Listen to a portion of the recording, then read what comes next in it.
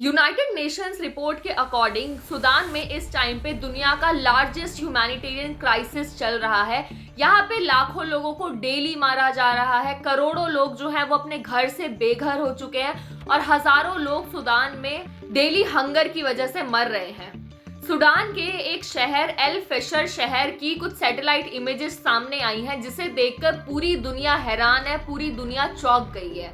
मरे हुए लोगों का पूरा पहाड़ इस शहर में दिख रहा है उन सैटेलाइट इमेजेस में, और आसपास इन्हीं मरे हुए लोगों का पूरा खून फैला हुआ है, जो कि सैटेलाइट इमेजेस में लाल लाल दिख रहा है। सूडान के काफी सारे बड़े बड़े शहरों में हर एक इंडिविजुअल की चेकिंग की जा रही है, और यहाँ पे जितने भी इंडिजिनस नॉन अरब ट्राइबल लोग रहते हैं उन सब की एथनिक क्लींजिंग करी जा रही है। इसका मतलब ये है कि वहां पे जो भी नॉन अरब लोग हैं उन सबको मारा जा रहा है बहुत बुरी तरीके से। तो चलो आज की वीडियो में समझते हैं कि सूडान में ये सारी चीजें क्यों हो रही हैं और किसकी वजह से हो रही हैं। सूडान अफ्रीका के नॉर्दर्न पार्ट में सिचुएटेड है और ये इजिप्ट के बिल्कुल नीचे है। इसके आसपास के जो अदर अफ्रीकन कंट्रीज हैं वो है लिबिया, चैड और सेंट्रल अफ्रीकन रिपब्लिक, और वहीं सूडान का जो ईस्टर्न साइड है वहां पे है रेड सी। ये जो रेड सी है ये पूरे सूडान को सऊदी अरब और बाकी की जो मिडिल ईस्ट की कंट्रीज हैं उनसे सेपरेट करता है। सूडान की जो पॉपुलेशन है उसमें से 95% पॉपुलेशन जो है वो मुस्लिम है, और स्पेसिफिकली बात करें तो सुन्नी मुस्लिम है। सूडान में नेचुरल रिसोर्सेज की कोई भी कमी नहीं है। ये अफ्रीका का तीसरा सबसे बड़ा गोल्ड प्रोड्यूसर है, लेकिन सबसे हैरान करने वाली बात तो ये है कि इतना ज्यादा गोल्ड प्रोड्यूस करने के बाद भी सूडान जो है वो दुनिया के सबसे पुअरेस्ट नेशंस में से एक है। रीजन इसका ये है कि यहाँ पे 90% तक जो गोल्ड है उसको इलीगली बाहर की कंट्रीज में स्मगल किया जाता है, और इस इलीगल स्मगलिंग ऑफ गोल्ड की वजह से यहाँ की जो गवर्नमेंट है वो किसी भी तरीके का पैसा जनरेट नहीं कर पाती है। और सबसे बड़ी दिक्कत ये है कि यहाँ पे जब इलीगल स्मगलिंग की जाती है गोल्ड की, तो इस वजह से यहाँ की जो आर्म्ड ग्रुप्स हैं उनको हथियार खरीदने के पैसे मिल जाते हैं इलीगल स्मगलिंग करके गोल्ड की। आजादी के बाद भी सूडान जो है वो ज्यादातर टाइम जो है वो आर्मी और अथॉरिटेरियन रूल में ही रहा। यहाँ पे सबसे लंबे टाइम तक जिस डिक्टेटर ने रूल किया उनका नाम था ओमर हसन अल बशीर, और अल बशीर ने सारी पावर्स को, सूडान की जितनी भी पावर्स थी वो सारी अपने हाथ में ली और पूरे सूडान पे रूल किया 30 साल तक। 30 साल तक ये जितना बुरा कर सकते थे, जितना कोई सोच सकता है कि एक कंट्री के साथ क्या बुरा हो सकता है, उतना बुरा, उस लेवल तक बुरा इन्होंने सूडान के साथ किया। सूडान में economic crisis, corruption, inequality, civil war, हर एक चीज सूडान के लोगों ने सफर करी। साल 2011 में सूडान की जो हालात थे वो इतने ज्यादा खराब हो गए कि साउथ सूडान जो है वो अपने आप को पूरे सूडान से अलग करके एक इंडिपेंडेंट कंट्री डिक्लेयर करता है। यहाँ पे सूडान की जो हालत है वो इतनी ज्यादा खराब है कि इतने सालों से इनका जो जीडीपी ग्रोथ है वो नेगेटिव में है। साल 2019 में सूडान के लोग बहुत ज्यादा परेशान हो गए थे अल बशीर के रूल से, तो ये जितने भी लोग थे सूडान के वो अल बशीर के खिलाफ प्रोटेस्ट करना शुरू करते हैं। सूडान में बड़े लेवल पे प्रोटेस्ट हुए सूडान में, और इस पूरे प्रोटेस्ट में एंट्री होती है 2 मिलिट्री जर्नल्स की। एक जर्नल जो था वो आर्मी का जर्नल था जिसका नाम था अब्दुल फतह अल बुरान, और दूसरा जो था वो यहाँ की पैरा मिलिट्री ग्रुप जिसका नाम है rapid support force, that is RSF। वो इस RSF का लीडर था और उसका नाम था जनरल मोहम्मद हमदान डगालो। अब ये दोनों मिलिट्री जर्नल्स अल बुरहान और डगालो ने मिलकर साथ में अल बशीर को पावर से रिमूव कर दिया। अब ये जितने भी लोग यहाँ पे प्रोटेस्ट कर रहे थे उनकी डिमांड थी कि सूडान में डेमोक्रेटिक गवर्नमेंट आए, डेमोक्रेसी आए। तो अगस्त 2019 में आर्मी ने लोगों की ये डिमांड को एक्सेप्ट किया कि हाँ ठीक है, डेमोक्रेटिक गवर्नमेंट का एस्टैब्लिशमेंट होगा सूडान में, और सूडान में इलेक्शंस कराने के लिए रेडी हो जाती है। लेकिन इलेक्शंस होने तक सूडान में एक तरीके की केयर टेकर गवर्नमेंट का फॉर्मेशन किया जाता है, जो कि इलेक्शंस होने तक सूडान को रन करने वाली थी, और इसमें आर्मी और सिविलियन दोनों पार्टी के लोग थे।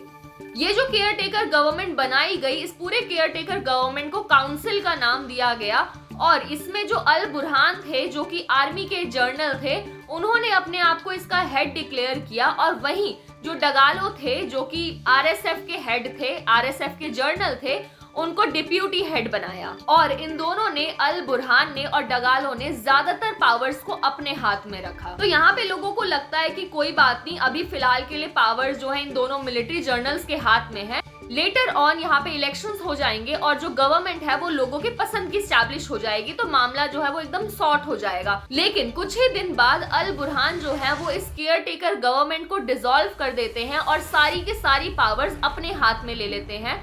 यहाँ पे जो डिप्यूटी हेड थे डगालो, उनको पावर में ये रहने देते हैं। और अब क्योंकि इन्होंने सारी पावर्स को अपने हाथ में ले लिया है, तो डगालो और अल बुरहान सूडान के सबसे ज्यादा पावरफुल आदमी बन जाते हैं। लेकिन यहाँ पे जो इन दोनों की दोस्ती थी ये कुछ ही टाइम तक चलती है और सूडान की हालत बद से बदतर तब होती है जब ये डगालो और अल बुरहान आपस में ही पावर के लिए लड़ने लग जाते हैं। लड़ने के पीछे ये वजह थी, ये रीजन था कि यहाँ पे जो आर्मी होती है वो ये चाहती होती है कि आरएसएफ को भी आर्मी में ही इंक्लूड कर दिया जाए, मतलब कि आरएसएफ जो है वो आर्मी में ही मर्ज हो जाए।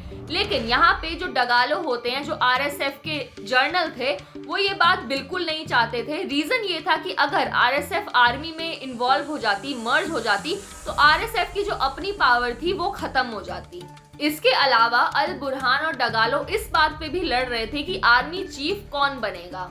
दोनों जर्नल्स में से कोई भी अपनी पावर को, अपने पैसे को खोना नहीं चाहता था। दोनों ही आर्मी और आरएसएफ जितनी भी गोल्ड माइंस थी सूडान की, उन सब पे अपना हैवी कंट्रोल बनाना चाहते थे। जब डगालो और अल बुरहान के बीच में बात सही नहीं होती है और लड़ाई झगड़ा और बढ़ जाता है, तो आरएसएफ जो है वो अपने पैरा मिलिट्री फोर्सेस को ऑल ओवर सूडान जो है वो पोस्ट करता है और यहाँ पे अल बुरहान जो है इसको एज अ डेंजर साइन देखते हैं। 15 अप्रैल 2023 को पूरे के पूरे सूडान में सिविल वॉर जैसी सिचुएशन अराइज हो जाती है और सिविल वॉर जो है वो शुरू हो जाता है।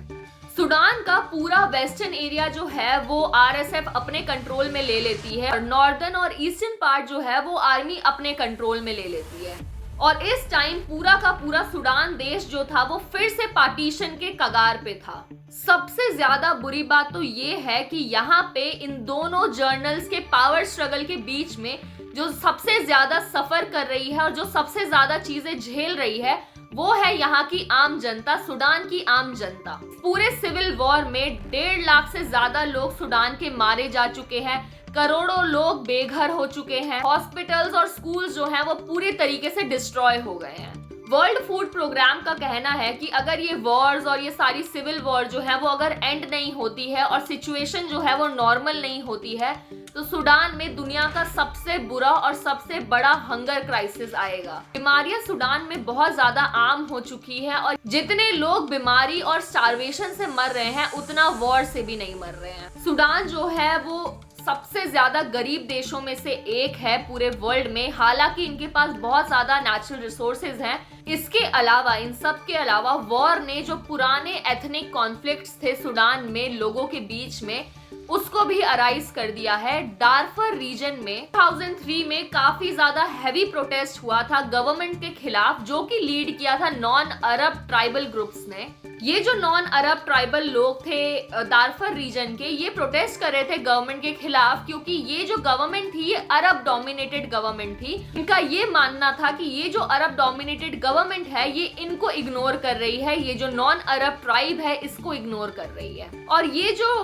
पूरा ट्राइबल ग्रुप जो लड़ रहा था, प्रोटेस्ट कर रहा था गवर्नमेंट के खिलाफ, ये अल बशीर की गवर्नमेंट को 2003 में गिराना चाहते थे।